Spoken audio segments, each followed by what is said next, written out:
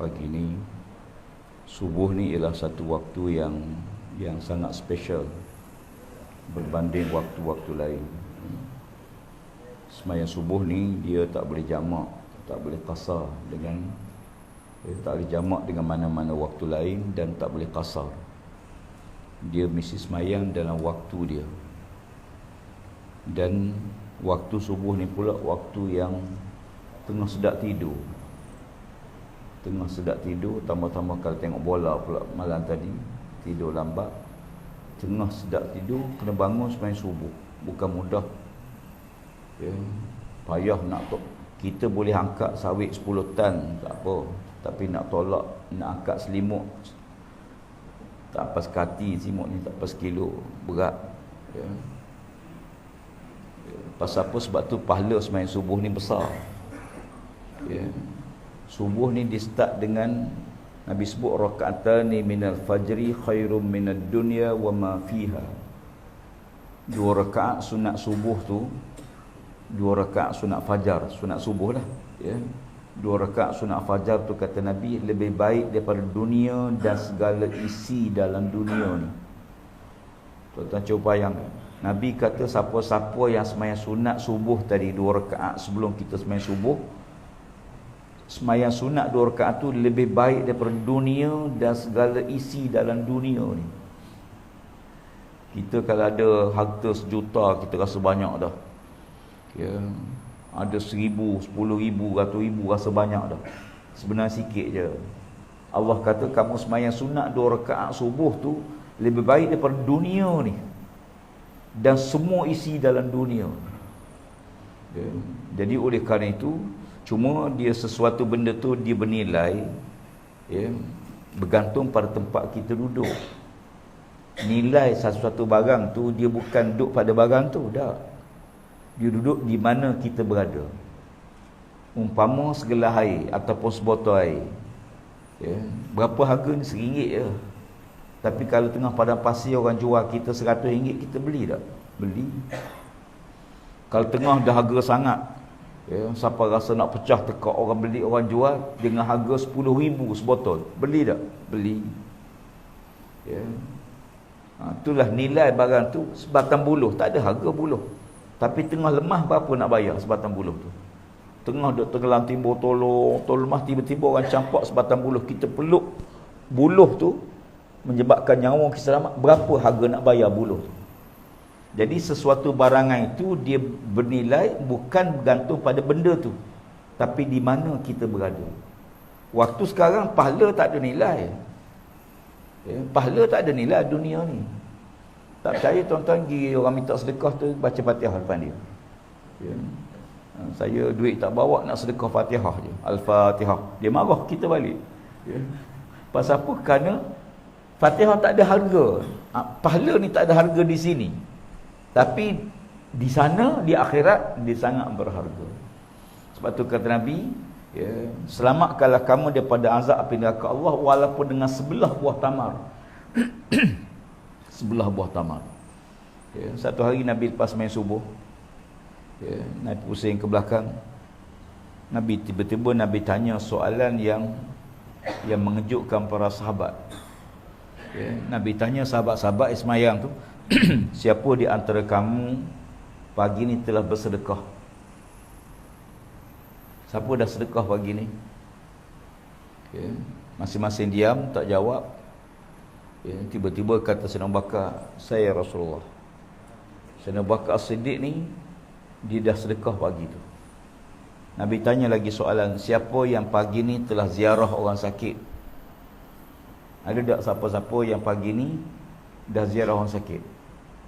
Ya, kata Sayyidina Umar, ya Rasulullah, kami baru bangun tidur nak ziarah orang sakit. Apa ya Rasulullah? Kata Sayyidina Abu Bakar, saya Rasulullah.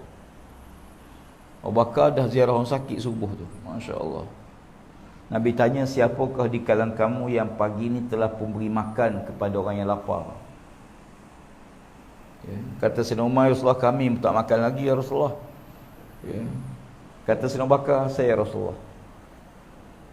Abu Bakar ni pagi tu dah beri makan orang, dah ziarah orang sakit dan telah bersedekah. Lalu kata Sayyidina Umar Khattab, patutlah Sayyidina Abu Bakar ni, ya, ke-8 pintu syurga berebut nak terima dia. Hebat Sayyidina Abu Bakar ni. Ya, manusia yang buat amalan dia lebih daripada apa yang kita fikir. Ada orang kadang-kadang amal kita ni tak besar mana, tapi pahala dia lama, pahala dia besar. Ya. Jadi oleh kerana itu, ya, bila kita semayang, ya, ada 3 amalan yang kita kena buat lepas semayang. Ya. Yang pertama, lepas semayang, jangan tinggal istighfar. Jangan tinggal minta ampun pada Allah, dan mintalah pada Allah Ta'ala supaya selamat daripada api neraka. Allahumma ajirna minan nar. Ya, lepas subuh Nabi kata 7 kali. Lepas maghrib 7 kali, waktu lain 3 kali. Dan lepas subuh, Allahumma ajirna minan nar, ya Allah selamatkanlah aku daripada api neraka. Ya Allah selamatkanlah aku daripada neraka, sebanyak 7 kali. Supaya Allah lindung kita daripada azab neraka Allah di akhirat. Lepas maghrib dengan lepas subuh. Ya. Kemudian yang kedua, jangan tinggal ayat kursi. Ya, jangan tinggal ayat kursi. Nabi kata siapa-siapa lepas semayang dia membaca ayat kursi, maka Allah jamin dia ahli syurga. Dijamin di syurga. Kenapa dia tak masuk syurga lagi ni? Kata Nabi, sebab dia hidup lagi. Kita ni kalau mati, maknanya masuk syurga dah. Ya, siapa-siapa lepas semayang membaca ayat kursi. Ayat kursi ni orang biasa baca bab-bab kursi ni kat pilihan raya lah, kursi-kursi ni. Ya. Tak. Orang pilihan raya ni jaga sangat kursi meja, tak jagalah mana. Pas semayang baca ayat kursi. Ya. Ayat kursi ni fadilat dia besar. Besar sangat fadilatnya. Yang ketiga, selepas semayang berzikir subhanallah 33 kali, alhamdulillah 33 kali, Allahu akbar 33 kali, dan yang ke-100-nya Allahu akbar kabira walhamdulillahi katsira wa subhanallah kata wasilah. Nabi kata siapa-siapa lepas semayang subuh dia berzikir subhanallah 33 kali, alhamdulillah 33 kali, Allah akbar 33 kali, nescaya Allah Taala ampunkan semua dosa-dosa dia. Ya, jadi zikir ni tak semestinya sambil duduklah, sambil jalan kita balik rumah pun boleh, dalam kereta pun kita boleh, tapi kita disiplin diri. Disiplin sebagaimana kebun kita, kebun sawit kita. Ya, kita membaca berapa kali? Ada orang baca 3 kali setahun, ada orang baca 4 kali setahun. Ya, tak ada orang baca setiap minggu, tak ada. Kalau baca setiap minggu pokok sawit tu, tengok tuan sawit tu, dia kata pelik lah, tuan aku nak mati dah ni. Ya. Tapi ada jadual dia. Berapa kali kita petik buah, harvest berapa kali sebulan, sekurang-kurang 2 kali. Ya. Kalau musim-musim buah mahal hari tu, kalau boleh 5 kali 2 bulan. Ya. Jadi begitulah hidup kita ni, ada benda yang kita tak boleh tinggal. Ada lagi beberapa amalan Nabi sebut dalam hadis, siapa-siapa yang selawat pada aku 10 kali waktu pagi, 10 kali waktu petang, nescaya dia mendapat syafaat aku nanti di hari akhirat. Ya. Kita akhirat ni tuan-tuan sekalian, hari yang yaumala yanfa'u malun wala banun. Hari yang tak ada manfaat bagi manusia. Sebab tu kita kena tukar harta kita biar jadi pahala, baru bernilai sampai ke akhirat. Kalau harta kita tak tukar, macam kita nak pergi Mekah lah, nak pergi Mekah, pergi Amerika ke, pergi mana ke, kita kena tukar duit di sana. Ya, sebab duit kita sini tak laku di sana. Ya, kita pergi Mekah tukar rial Saudi. Ya, pergi tukar rial, baru kita boleh beli barang. Kita pergi Amerika, kena tukar dolar Amerika. Kita tukar dolar, duit dolar, kita pun tukar sana. Ya, bila kita nak pergi Mekah, ramai orang tanya saya, kata ustaz, saya nak pergi umrah 2 minggu. Berapa lama 2 minggu? Banyak mana nak bawa duit? Berapa helai kain nak bawa? Ya. Jadi maknanya duit ni lagi banyak lagi bagus. Ya. Lagi banyak lagi bagus, tapi sekurang-kurang berapa? Sekurang-kurangnya terpulang atas kemampuan kita. Ya, sebab kita dah bayar package. Katalah kita kena bawa RM500. Ya. Pasal apa RM500 kita nak pergi 2 minggu, yang nak beli ni beli, kita letak. Demikian juga kalau kita nak pergi akhirat. Akhirat ni jauh, lama. Tentulah bekalannya kena banyak. Ya. Perbanyakkanlah bekalan kamu, kerana perjalanan kita lepas ni jauh. Ya. Bila kita pergi jauh, bekal tu kena banyak. Ada bekal yang kita boleh makan segera. Bekalan ni dia tak tahan lama. Umpama kita bawa ikan, ataupun kita bawa makanan. Ya, makanan lemak santan, petang basi dah, kena makan segera. Ya, ada bekalan yang kita kena makan cepat. Ada bekalan tak apa, tangguh lama, kita buat berah, tak apa, dia tak rosak. Ya, tapi dan jadi nasi, dia tak tahan lama. Bekalan kita ke akhirat ni jauh. Bila jauh, ada bekalan yang kita nak segera, kita guna segera. Ya. Apa bekalan yang kita nak guna segera? Urgent sangat-sangat. Kalimah la ilaha illallah Muhammadur Rasulullah. Kalimah ni kita nak pakai segera waktu kita nazak, waktu nak mati. Ya, dekat nak mati tu kalimah ni lah yang kita nak segera. Ya, supaya kita mati dalam keadaan beriman, mati dalam keadaan mengucap syahadat. Man qala la ilallah dakhal jannah. Kata Nabi, siapa-siapa yang mengucap la ilaha illallah bagi syurga. Ya. Jadi bila kita mati, ya, maka waktu kita mati dengan waktu kita masuk kubur ni ada satu masa. Masa yang orang ni mati dah, tapi jenazah dia belum dikapankan, belum dimandikan lagi, belum disembayangkan lagi, belum diusung kubur lagi, belum masuk kubur lagi. Waktu ni waktu kosong. Waktu ni waktu tak ada apa-apa, kosong. Ya. Yang sibuk ialah ahli dunia. Mak ayah dia, keluarganya, adik-beradik sibuklah. Ya, bila ayah mati, anak-anak pun sibuk cari untuk imam, siapa nak mandi jenazah, macam mana kain kapal, macam mana keranda, siapa nak gali kubur, sibuk. Bagi si mati dia tak tahu apa. Ya, dia kosong. Ya, waktu itu. Bahkan dia macam mimpi, setengah riwayat menyebut dia dalam kitab bahawa dia seumpama orang sedang mimpi gitu, dia tak tahu. Ya, setelah masuk kubur baru dia tahu pun dia mati dah. Ya, sebelum tu dia sangka dia mimpi. Ya, dia bermimpi. Sebab tu kan Sayyidina Ali, hidup ni seumpama orang mimpi. Bila kita mati, kita jaga daripada mimpi kita. Ya, sekarang ni kita hidup ni kata Sayyidina Ali, umpama kita bermimpi ni. Mimpi ada kebun 10 hektar, ada kereta, ada rumah, ada isteri. Bila mati, kita jaga daripada mimpi ni. Bila mati, tak ada belaka dah. Rumah tak ada dah, kereta tak ada. Macam kita mimpi. Ya, dalam mimpi tu macam-macam. Kita jumpa bidadari, kita jumpa orang tu, jumpa orang dalam mimpi. Bila kita jaga, Allah hilang dah. Ya, umpama mimpi kahwin seorang lagi, mimpi. Ya, mimpi tak tidur malam tu kita mimpi. Mimpi dia arak dengan pengantin, dengan baju pengantin apa semua arak. Ya, sampai duduk depan tu naib. Orang ramai pun tamu datang. Ya, kita pun tu naik ulur tangan, kita pun ulur tangan, kata tu naik, aku nikahkan di kau dengan minah begini-gini, dengan mas kahwin RM22.5 tunai. Ya, kita pun baru nak jawab, aku terima, tak ada habis. Aku terima, isteri kejut. Bang, subuh. Ya, kita jaga-jaga, dia kata nasib baik kamu kejut cepat, kalau lambat sikit sah aku nikah dah. Ya, tak. Bila jaga tu, ada tak pengantin? Tak ada. Bunga mangga tak ada. Ya. Orang nyanyi-nyanyi, kami kahwin kan ada orang nyanyi. Lagu hoi hoi ya hoi masa tu. Ya. Jaga tidur ada tak tukang menyanyi? Tak ada. Gimana semua? Hilang. Kata Sayyidina Ali, dunia ni ibarat kita sedang bermimpi. Ya. Bila kita mati, kita jaga daripada mimpi kita.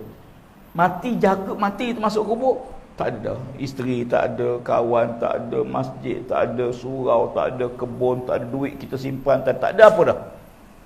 Ya. Nak sebut subhanallah pun tak boleh dah. Ya. Jadi oleh kerana itu, mati ni sebenarnya bukan nak supaya kita ni duduk dalam masjid dah. Islam tak begitu. Ya. Islam nak supaya kita ni ambil keberkatan masjid, bawa keluar masjid. Ambil keberkatan masjid, bagi pejabat. Cikgu-cikgu ambil keberkatan rumah Allah ni, bagi ke sekolah. Ya. Kita petani, pekebun, kita ambil keberkatan masjid, kita bawa ke ladang kita. Ya. Orang meniaga, ambil keberkatan masjid, bagi ke kedai kita. Jadi kita seumpama kita keluar pada satu tempat yang mendapat keberkatan Allah, dan keberkatan tu kita sambung di rumah kita, di kebun kita, ladang kita, pejabat kita, di laut kita, macam-macam. Ya. Sebab tu orang yang putus hubungan dengan masjid, dengan rumah Allah ni, ialah orang putus daripada keberkatan hidup. Ya. Sebab tu Nabi SAW sukuk, sebab semaya jemaah ni disyiar. Disyiar. Ya. Jadi dia syiar Islam ni, dia selain pada kita Islam, kena ada tanda. Kena ada tanda. Sebab syiar tu orang nampak macam kita gilah kalau kita pergi ke Mekah, oh ramai orang. Tu syiar tu. Ya, kita pergi ke Rusia, banyak masjid, tu syiar. Ramai orang Islam sini, banyak masjid-masjid. Ya, tu syiar. Ya. Demikian juga kalau kita pergi tengok mana-mana. Jadi setiap benda tu ada syiar dia. Maka syiar itulah yang menyebabkan orang rasa hebat, ya, suatu ajaran, suatu agama, kerana syiar agama tersebut. Salah satu syiar agama tu ialah sembahyang berjemaah. Ya, sebab tu kita tengok agama-agama lain, bukan kita nak bangga dengan kebetulan kita Islam, alhamdulillah. Ya, tapi Allah Taala menjadikan kita boleh sembahyang di rumah, sah. Sembahyang di rumah sah. Ya. Cuma tak sempurna bagi jiran masjid. Ya, bagi orang dekat masjid, la salata li jaril masjid illa fil masjid. Ya, tidak sempurna sembahyang seorang jiran masjid melainkan mesti di masjid. Ya. Sembahyang ni sah, ada pahala, tapi tak sempurna. Kita buat sesuatu benda, kita buat yang sempurna, yang sebaik mungkin.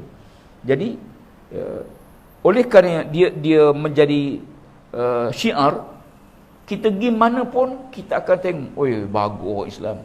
Ya, negara kita alhamdulillah, ya, kalau kita banding beberapa negara-negara Islam yang lain, ya, rantau kita ni rantau yang Allah Taala takdirkan Islam masuk ke negara, ke alam Melayu kita ni dalam keadaan yang tidak peperangan, tanpa tumpah darah. Ya, negara-negara lain kadang-kadang masuk Islam tu macam ke Sepanyol ke mana dengan peperangan. Ya, tapi negara kita alam Melayu ni masuk dengan aman. Pendakwa-pendakwa, peniaga-peniaga mari. Macam mana boleh masuk Islam? Sebab dia tengok orang amal Islam. Dia tengok orang tu, dia tarik dengan cara hidup dia tu. Ya. Sebab dia tengok orang Islam ni bagus. Macam sekarang ni bola sepak di Qatar. Ya. Kebanyakan orang tak tahu macam mana Islam. Islam tu ditakut-takutkan oleh Barat. Ya. Macam di Afghanistan, bila Rusia berperang dengan Mujahidin, ya, lama berperang, ya, akhirnya Rusia kalah. Ya, bila Rusia kalah di Afghanistan, maka Mujahidin yang menang. Maka mereka bimbang kalau Afghanistan menjadi model negara Islam. Ya, dia cukup takut. Maka dia telah pun, ya, mengapi-apikan golongan pelajar-pelajar, dipanggil Taliban. Ya, budak-budak pondok. Dia beri bekal senjata apa semua, akhirnya serang masuk, ya, ke Afghanistan. Perang dengan siapa? Bukan perang dengan Rusia, perang dengan Mujahidin. Sebab tu kadang-kadang kita kena faham, ya, kita ni kadang-kadang jadi buah catur. Ada orang lain mencaturkan kita kerana kepentingan tertentu. Ya. Maka budak ni, pelajar-pelajar Taliban, pelajar-pelajar ni masuk berperang. Perang dengan siapa dia?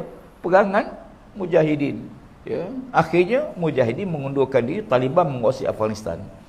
Dalam keadaan dia, ya, bila menguasai Afghanistan, dalam keadaan dia tidak bersedia memerintah, ya, tak ada kaedah-kaedah pemerintahan, maka apa dia belajarlah.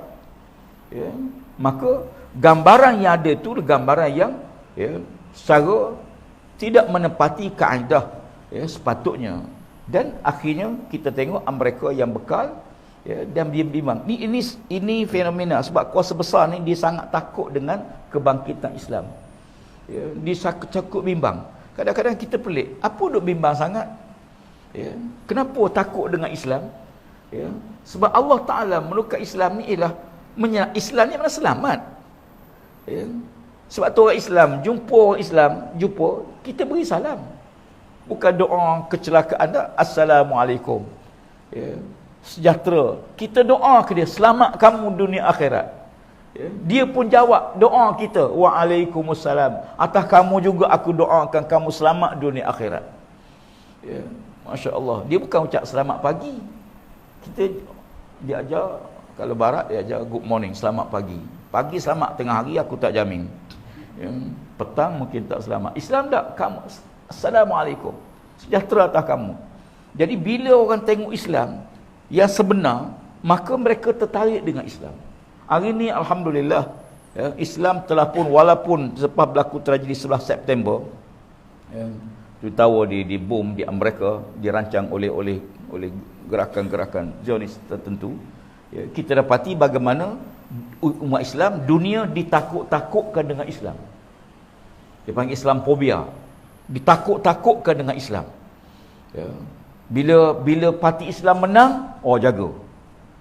Nanti kamu tak boleh semayang, nanti kamu tak boleh beramal agama kamu, nanti kamu tak boleh minum arak, kamu tak boleh berjudi. Saya dalam satu interview dengan Muslim, dia bertanya, dia kata, kenapa bila Islam merintah ni kadang-kadang kita bimbang, takut tak boleh berjudi, tak boleh minum arak, tak boleh disko. Saya kata gini, manusia dilahirkan, kita lahir ke dunia ada tujuan. Islam tidak pernah menyekat nilai-nilai baik. Apa saja nilai baik pada mana-mana budaya, mana-mana agama, Islam tak pernah sekat. Tetapi Islam, dia tak bagi nilai-nilai yang merosakkan. Walaupun sama ada kata orang Islam atau bukan Islam. Nilai yang merosakkan. Apa saja nilai baik, buatlah. Bahkan Islam bagi peruntukan supaya nilai baik ni kita tegakkan.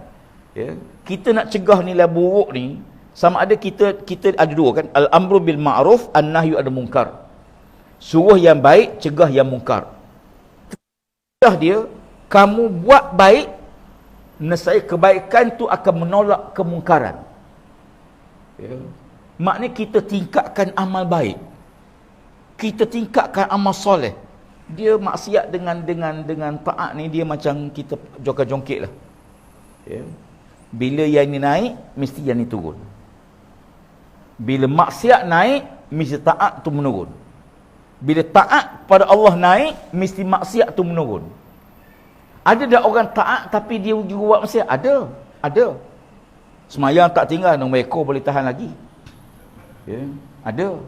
Tapi pernah satu ketika seorang sahabat mari ngadu, ya Rasulullah, aku ada seorang kawan. Dia ni semayang tak tinggal, tapi maksiat dia tak tinggal. Nabi kata apa dia? Suruh sahabat kamu tu teruskan semayang, teruskan amal, sehingga dia benci dengan kemungkaran yang dia buat tu. Memang tabi'in dia begitu. Tabi'in dia begitu. Sebab tu Nabi SAW bila baginda berkuasa jadi pemerintah di Madinah, dan belajar hadis-hadis, mereka bukan Islam ni nak masuk Islam, tapi dia kata, nanti kalau aku masuk Islam, aku tak boleh minum arak, aku tak boleh nak berzina, tak boleh beli nombor ekor. Dia tahu benda tu tak elok, dia tahu. Pernah seorang pemuda mari jumpa Nabi, ya Rasulullah, izinkan aku berzina. Dia mari jumpa Nabi, dia minta kebenaran, minta permit nak berzina. Hebat zaman Nabi ni. Zaman kita tak ada. Saya tak pernah lagi orang mari jumpa ustaz, izinkan saya berzina. Tak ada lagi. Zaman Nabi tu, ya Rasulullah, izinkan aku berzina. Nabi tanya dia, suka tak kalau sekiranya anak perempuan kamu orang berzina dengan anak perempuan kamu? Tak suka. Tentu aku tak suka, ya Rasulullah. Kamu suka tak kalau sekiranya mak kamu orang berzina dengan mak kamu? Tentu aku suka, ya Rasulullah. Bagaimana kau berzina dengan isteri kamu? Aku bunuh dia, Rasulullah. Nabi kata, macam mana kamu minta izin pada aku? Wanita yang kamu zina tu sama ada anak orang, atau isteri orang, ataupun adik-beradik orang lain. Sebagaimana kita tak suka benda tu berlaku pada kita, tak benarkan kita buat pada orang lain. Pernah satu ketika, Rasulullah, aku nak masuk Islam. Kalau aku masuk Islam, apa yang aku nak buat, ya Rasulullah? Nabi kata, kamu jangan bohong. Satu tu je. Satu tu, ya Rasulullah. Ya, jangan bohong. Jangan bohong. Oh, dia kata senanglah kalau macam tu, jangan bohong.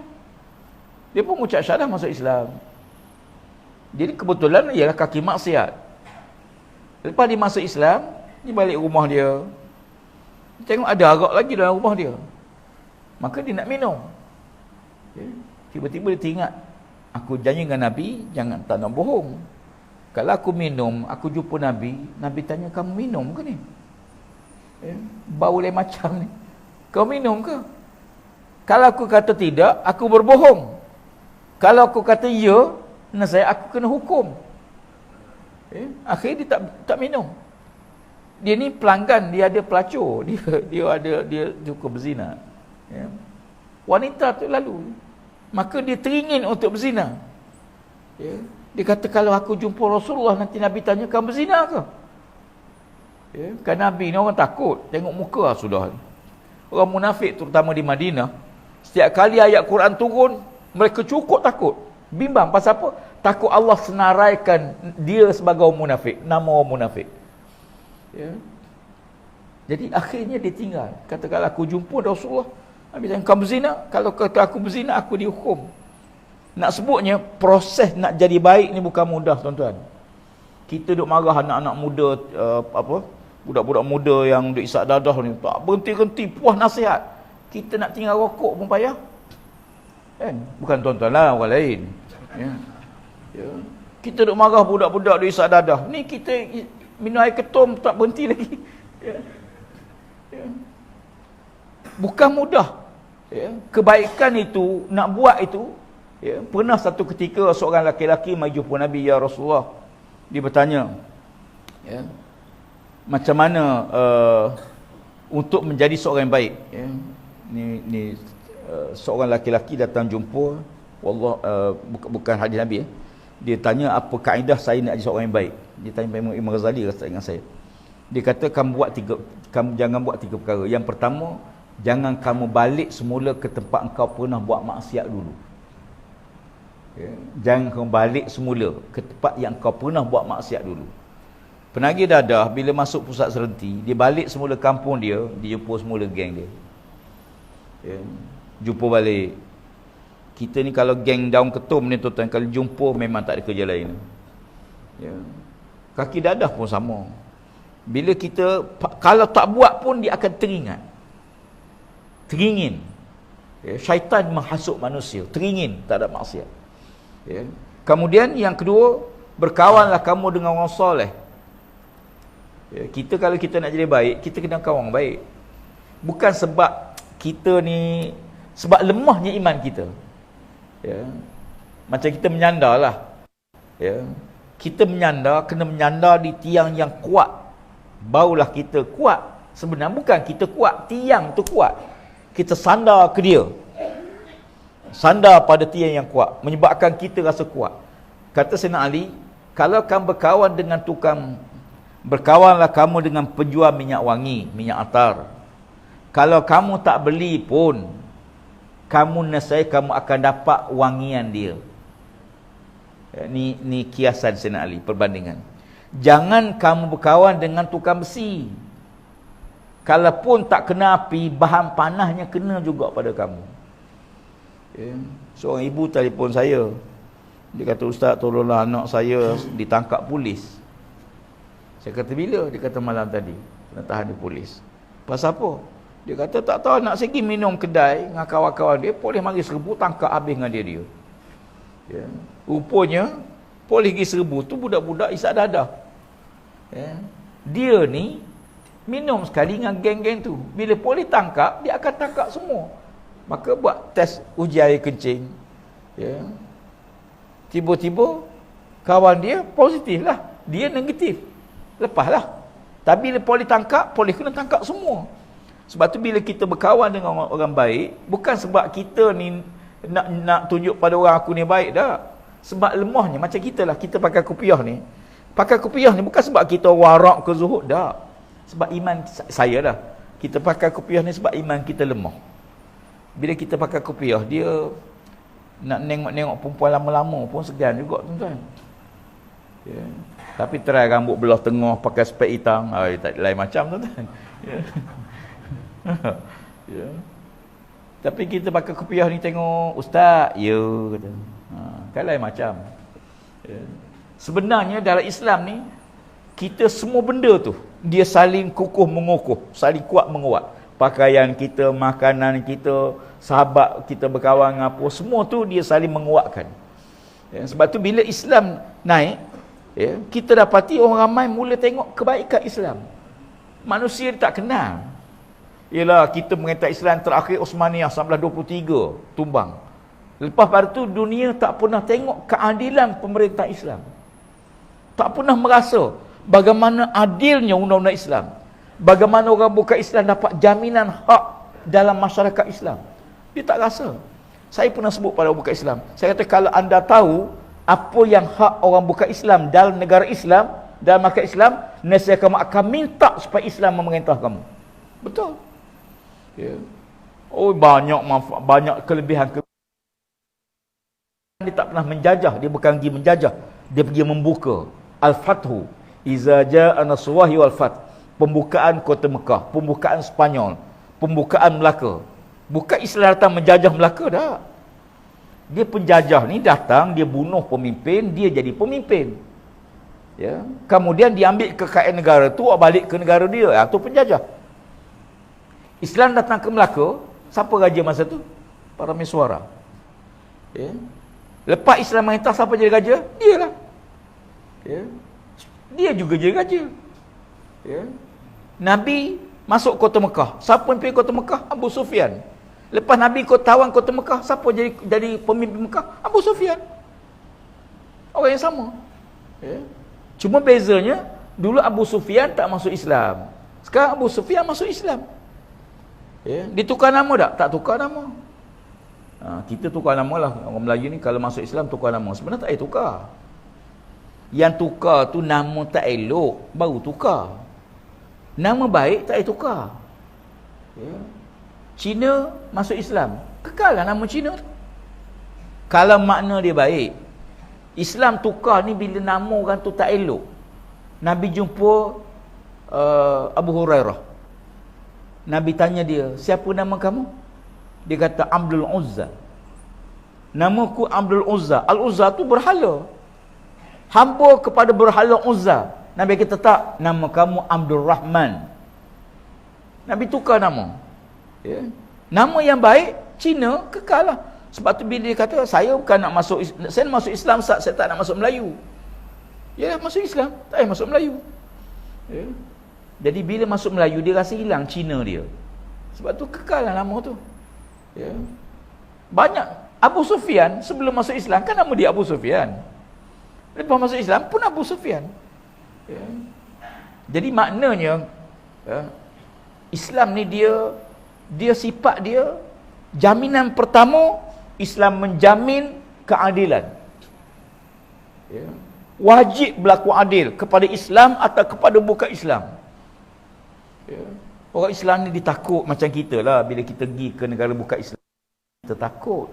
Tapi kalau kita tahu negara tu bagi jaminan pada semua keadilan, takut apa?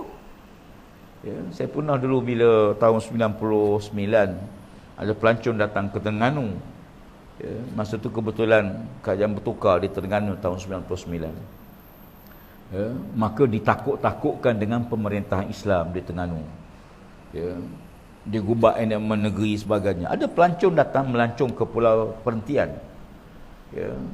Maka orang tanya dia, kamu tak takut ke datang Terengganu? Ya. Jawapan dia menarik, dia kata, takut apa? Aku bukan datang nak mencuri. Aku bukan datang nak mencuri, aku bukan datang nak buat jahat, aku datang nak melancong. Tak ada benda yang perlu takut. Yang takut tu kalau kita niat lagi mencuri, memanglah takut. Niat lagi bunuh orang lain. Tapi kalau kita datang dengan kebaikan, hal jazaa'ul ihsan illal ihsan. Apakah balasan bagi orang baik? Mesti dapat kebaikan. Ya. Kita akan dapat apa yang kita bagi, akhi. Tuan-tuan sekalian, kita akan dapat apa yang kita bagi. Kalau kita bagi penghormatan pada orang lain, orang akan hormat pada kita. Kalau kita bagi kasih sayang pada orang lain, orang akan sayang pada kita. Kalau kita mulia orang lain akan muliakan kita. Kalau kita sayang, suka pada orang akan suka. Ingat, kalau kita benci pada orang akan benci pada kita. Kalau kita hina orang akan hina kita. Ya, kalau kita cerca maki hama orang lain, orang akan maki hama kita. Ya, sebab tu wa ahsin kama ahsanallahu ilaik wala tabghil fasada fil ard. Allah sebut, berbuat baiklah kamu kepada makhluk Allah sebagaimana Allah buat baik pada kamu. Ya. Ini yang kena sabar ni. Ini kadang-kadang kita tak boleh sabar ni. Ya. Tak sabar pasal apa? Tak tahan saya ustaz. Tak tahan. Ya. Allah kata buat baik, kena buat baiklah. Ya. Tapi bukanlah makna baik tu serah tengkuk. Ya, tak begitu. Islam sifatnya dia dalam dasar dia tegas. Tegas. Benda haram, haramlah. Benda halal, halal lah. Ya. Benda baik, baik. Ya. Walaupun siapa buat kebaikan, tetap jadi kebaikan. Jadi bila saya sebut demikian kepada wartawan tu, saya kata Islam ni tak pernah sekat. Ya. Dia kata tu ustaz tutup judi. Saya tanya, judi ni elok ke tak elok? Ya. Kalau judi tu baik, nescaya akan ada agama membenarkan judi. Tidak ada agama membenarkan judi. Ya. Tak ada agama membenarkan judi. Ya. Baik, minum arak, minum. Islam datang mengharamkan arak kepada orang Islam. Islam haram ke arak kepada orang bukan Islam? Tak. Nabi tak pernah haram arak kepada orang bukan Islam. Orang bukan Islam minum. Cuma ingat, kalau memabukkan itu mengganggu orang awam, mengganggu teraman, bawa kereta mabuk, ya, bahaya orang lain, maka kena sekat. Dia nak minum rumah dia, nak mabuk 7 tempayan, minum pergi lah. Tak apa. Tapi selagi mana dia tidak mengganggu. Tapi ingat, macam mana pun benda tak elok ni, dia tak boleh kita promosi. Nak galakkan orang. Ya, buat pesta, Oktoberfest di menggalakkan benda tak elok. Ya, tapi tak elok ni dia ada benda tak elok bagi diri dia. Ya, tapi bagi orang awam dia akan merosakkan. Maka kita perbetulkan nilai itu, bagi nilai itu. Ya, macam merokok lah. Walaupun merokok ni tak elok, semua orang tahu. Ya, apa tanda merokok tu tak elok? Seorang ayah yang kaki merokok, dia takkan bagi anak dia merokok. Tu tanda dia. Kalau merokok tu bagus, dia merokok beramai-ramai. Ya. Dia bagi anak dia sebatang, isteri 2 batang, merokok beramai-ramai, berjamaah. Ya. Dia kata tak bagi. Pasal apa tak bagi anak dia rokok? Dia kata dia tahu rokok tak elok. Ya, tapi tidak semua benda tak elok tu dia boleh tinggal segera. Maka ada proses. Ya, ada proses. Ya, sikit demi sedikit hingga kesedaran masyarakat tahu, hingga dia menolak keburukan tu. Ya, saya ada kawan waktu kebetulan pergi ke UK. Dia bercerita. Dia kata dia ada seorang jiran. Jiran ni Kristian lah, tidak Islam. Kristian. Dia ni ujung minggu, hari Sabtu Ahad dia balik bawa mak dia berjalan apa semua. Dia jiran duk tengok dia, duk perhati dia. Satu hari, ya, jiran tu panggil dia kata, awak boleh tolong Islamkan cucu saya ni 2 orang. Dia jaga cucu 2 orang. Awak tu boleh tolong tak Islamkan cucu saya 2 orang. Jadi kawan saya ni terkejut. Dia kata, pasal apa? Dia kata, saya suka tengok kamu hujung-hujung minggu bawa tok kamu berjalan, bawa mak kamu berjalan sia-sia. Saya nak nanti bila cucu saya, bila saya tua nanti, cucu saya buat pada saya macam awak buat pada mak awak. Sebenarnya, bila kita tonjolkan nilai baik tu, tunjukkan nilai kebaikan dalam masyarakat. Jumpa orang Islam, orang bukan Islam, kita tunjukkan nilai kebaikan. Sebab Islam tu memang sifat dia begitu. Ya, saya biasa pergi pedalaman kawasan Sabah, Sarawak dan sekitar. Kadang-kadang dia kata, Ustaz, tolong Islamkan anak saya ni. Ya. Ada satu kes berlaku di Sarawak, di satu rumah panjang. Dia ni tak ada agama, pagan, tak ada agama. Kita pergi, ya, dan ada beberapa orang masuk Islam. Jadi bila dia masuk Islam, dia orang ni minta supaya dibuat surau lah. Syiar. Dia kena syiar, buat surau. Jadi kita setujulah, kita boleh cari derma sikit, duit orang main, kita pakat collect derma, kemudian kita buat surau. Masalahnya tanah tak ada. Nak buat tanah siapa? Kata ketua rumah panjang tu, dia kata ambil tanah saya. Ya. Dia bagi tanah dia kata buat surau tanah saya. Dia ni bukan Islam. Ya. Akhirnya kita buat surau. Dia pergi tolong. Dia tolong pergi paku, bawa air apa semua. Tiap-tiap hari orang siap. Akhir surau tu siap. Dan jemaah pun pergi semayang, situ semua. Dia tengok. Akhirnya dia pun kata, aku nak masuk Islam. Dia pun masuk Islam juga. Pasal apa? Sebab dia nampak kebaikan. Ya. Semalam ada orang bagi saya petua. Ya. Nak buang sarang tebuan. Ya. Saya baru tu macam mana nak halau tebuan. Ya. Saya dulu orang beritahu lastik kerang. Ambil kerang yang hidup tu, yang belum mati, lastik dalam tu, nanti bila dia mati, dia bau busuk, maka tebuan tu lari. Dia kata ada satu lagi, bergula. Bergula di bawah. Ambil gula sikit, tabur kat bawah sarang dia tu. Atas, tabur. Ya, tabur gula je. Bila kita tabur gula, Maka semut-semut hitam, semut-semut besar ni, dia akan mari makan gula tu. Bila dia makan gula tu, dia akan naik ke atas tu, dia makan telur-telur tebuan tu. Ya. Try lah tuan-tuan. Ya. Tapi pastikan tebuan tu tak nampak kita lah. Kan nampak nyaya tuan-tuan. Tuan-tuan jadi gula sudah. Ya. Ya. Macam-macam. Maknanya, kita buat kebaikan dengan kita letak gula, ni kiasan. Kita letak gula, dia benda lain. Ya. Sebenar betul lah. Kita buat kebaikan, kebaikan tu akan menolak keburukan. Ya. Kita buat baik ya, kebaikan tu akan menolak keburukan, sangkaan-sangkaan lain sebagainya. Wallahu alam.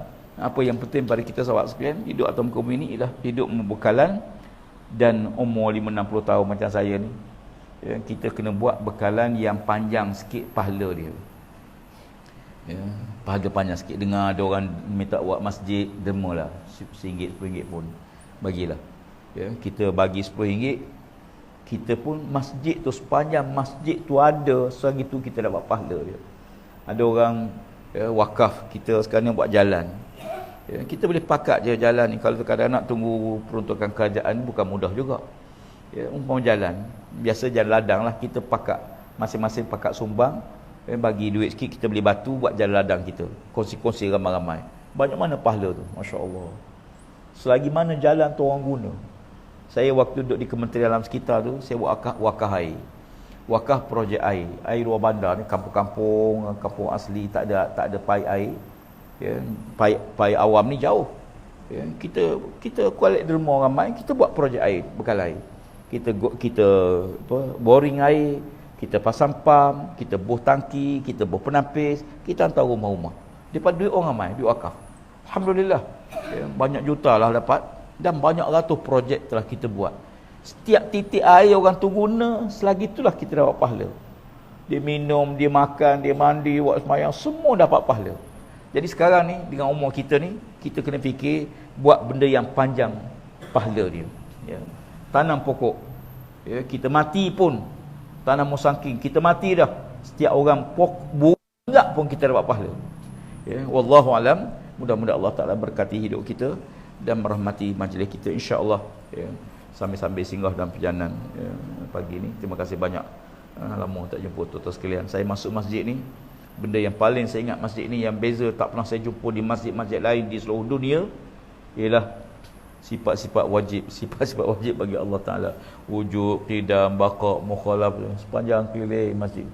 Inilah satu-satu masjid di dunia yang ada buh ni tuan-tuan sekalian. Ya, di Amerika tak ada. Masjid lain tak ada. Ya. Alhamdulillah, mengingatkan kita dengan sifat-sifat Allah Subhanahu wa taala. Wallahu a'lam. Auzubillahi minasyaitonir rajim. Bismillahirrahmanirrahim. Alhamdulillahirabbil alamin wassalatu wassalamu ala asyrafil anbiya'i wal mursalin wa ala alihi washabihi ajma'in. Allahumma zidna wa la tanqusna wa akrimna wa la tuhinna warḍana warḍana ya arhamar rahimin. Rabbana tabayyana wa baina qaumina bil haqq wa anta khairul fatihin. Wa sallallahu ala sayyidina Muhammad wa ala alihi washabihi ajma'in. Subhana rabbika rabbil izzati amma yasifun wa salamun alal mursalin walhamdulillahi rabbil alamin. Qabbalallahu minkum.